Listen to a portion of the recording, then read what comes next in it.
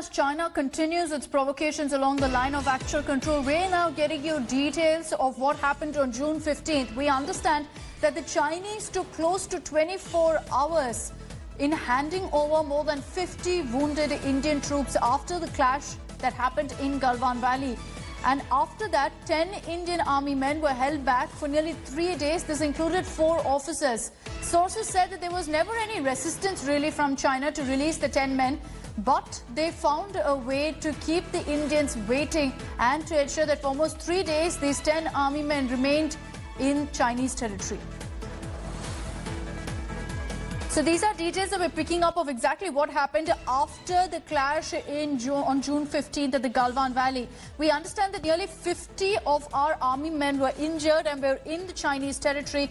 Most of them were brought back. They in fact returned to India almost immediately.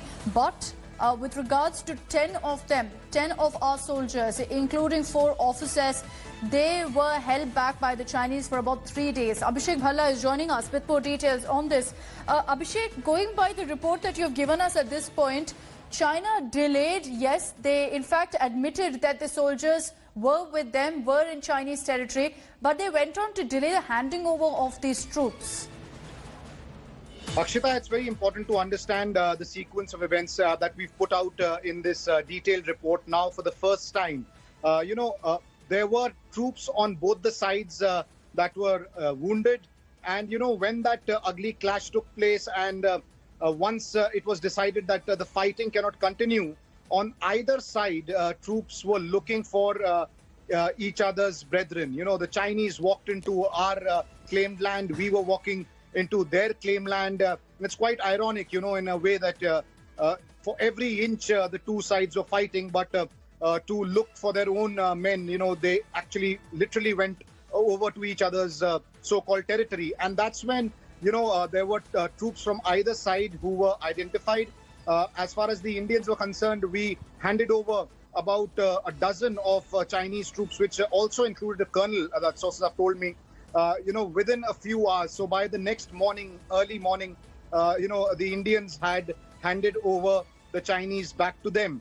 However, the Chinese, kept things lingering on, and it took them nearly the entire day to make sure that around 50 to 60 Indian troops were handed over. However, they did hold back 10 Indian soldiers, which included 4 officers, and that became a big point of contention over the next 3 days on June 16th, 17th and 18th, when hectic negotiations took place in those meetings that were happening between the major generals of two sides. In these meetings, we are told that the Chinese never really denied the fact that they have our men in their custody, but on one pretext or the other, they kept delaying matters. They said that certain procedures are needed, and that's how, it was not 1, not 2, but 3 days. Finally, on the evening of 18th June, the Indians were set free and they walked over to the Indian side.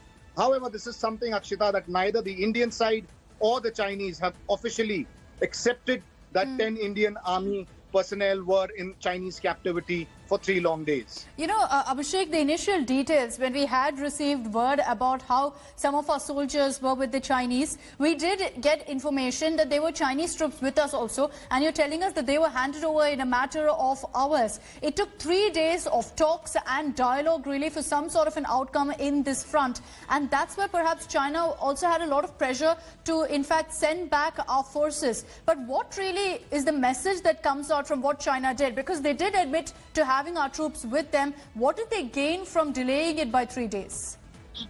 That's a very good question, Akshita. In fact, I've been asking various sources, what exactly were the Chinese PLA officers saying when these meetings were happening. And, what I've been told is that there was never any resistance from their side. There was never saying, oh, we don't have them, or you are lying, or these are stories that you're cooking up. They always accepted the fact that these 10 army personnel, including officers, were with them. And they also assured that they are completely safe. But for some reason, they found some excuse or the other. And what some sources say, that this is nothing but classic mind games that the Chinese are very good at playing. And that's exactly what they were doing. It seems that they wanted to keep the Indian side guessing as to what their next step would be. Obviously, it was a very, very precarious and a sensitive situation. You know, you're 10 men in the enemy's captivity.